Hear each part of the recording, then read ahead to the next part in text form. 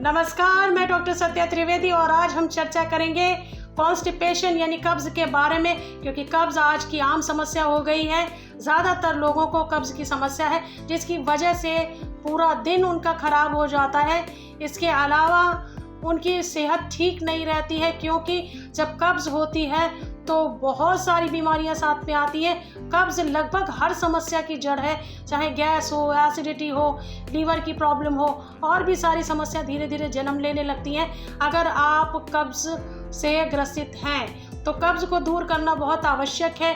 आजकल लोगों की आदत है कि देर रात तक जागते रहते हैं, मोबाइल करते रहते हैं और देर रात तक जाग करके अपना सारा बायोलॉजिकल साइकिल बिगाड़ लेते हैं। सुबह भी देर से उठते हैं, देर से सोते हैं, देर से उठते हैं, सारा बायोलॉजिकल प्रोसेस आप खराब कर लेते हैं। तो आपको कब्ज की समस्या तो होनी ही है। इसके साथ साथ आप जो पानी कम पीते हैं, अगर आप हाइड्रेट नहीं है प्रॉपर, तो भी आपको कब्ज की समस्या होगी।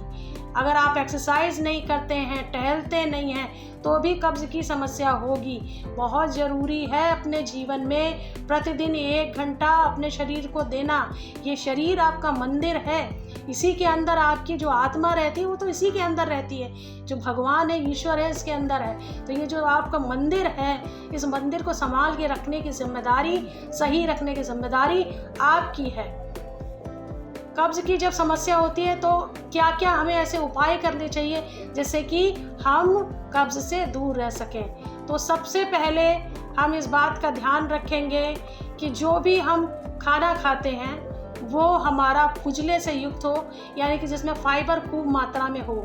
जैसे कि कुछ फल ऐसे हैं जिनमें बहुत मात्रा में फाइबर पाया जाता है, जैसे आम, केला, संतरा, सेब, स्ट्रॉबेरी, इन सब में खूब मात्रा में फाइबर पाया जाता है। अमरूद में भी खूब फाइबर पाया जाता है। और फल वही खाएं जो मौसम में उपलब्ध हो, ऐसा फल नहीं खाएं जो मौसम के अनुसार नहीं है। अब ये बहुत ज़रूरी है कि जब आप सुबह उठते हैं तो आप 3-4 गिलास गर्म पानी पीजिए। गर्म पानी यानी कि ल्यूकवार्म वाटर पिएंगे और धीरे धीरे करके उसको पिएंगे, 3-4 गिलास पानी। अगर शुरू में दिक्कत हो रही है तो करीब 1 या 2 गिलास से भी शुरू कर सकते हैं। पानी में अगर आप नींबू मिला देते हैं तो वो बहुत फ़ायदा करती है। तो नींबू अगर इसमें थोड़ा सा डाल लेंगे पानी में और पिएंगे और फिर थोड़ा चहलकदमी करेंगे तो आपको मोशन क्लियर होना चाहिए, क्योंकि ये बहुत अच्छी प्रक्रिया है। इसको करके हम शंख प्रक्षालन भी करते हैं, तो हम नींबू पानी का इस्तेमाल करते हैं, जिससे पेट पूरी तरह से साफ हो जाता है। इसके बाद जो नेक्स्ट एक उपाय है, बहुत अच्छा है, जाइलियम हस्क। जाइलियम हस्क के बारे में आपने खूब सुना भी होगा और शायद सेवन भी किया होगा, लेकिन ईसबगोल की भूसी जो है उसी को जाइलियम हस्क कहते हैं। तो इसका सेवन कैसे करना है, इसको आप 1 गिलास पानी में ईसबगोल की भूसी डालेंगे और उसको अगर रात में कर रहे हैं तो बहुत अच्छा है, 2-3 घंटे उसको वैसे ही रहने देंगे।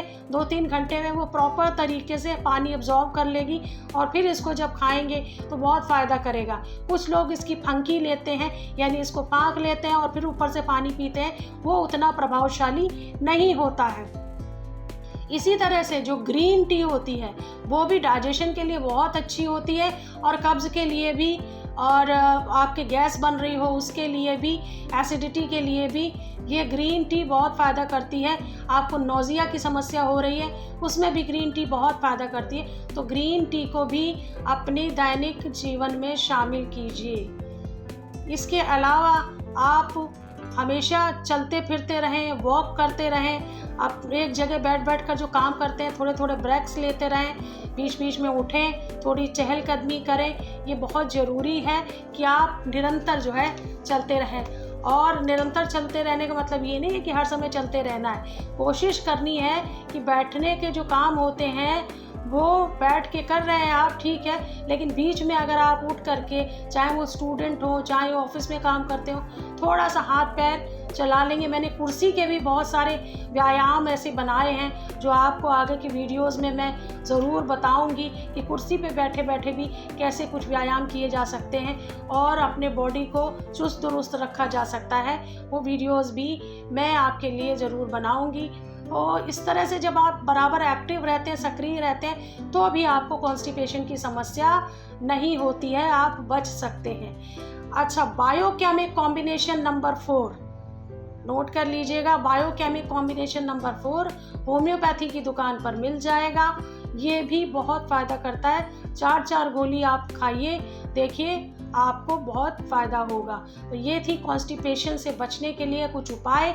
आप इन उपायों को अपनाएंगे, ऐसा मेरा विश्वास है। आप सब स्वस्थ रहें, आनंदित रहें। इसी कामना के साथ आप सबको मेरा नमस्कार।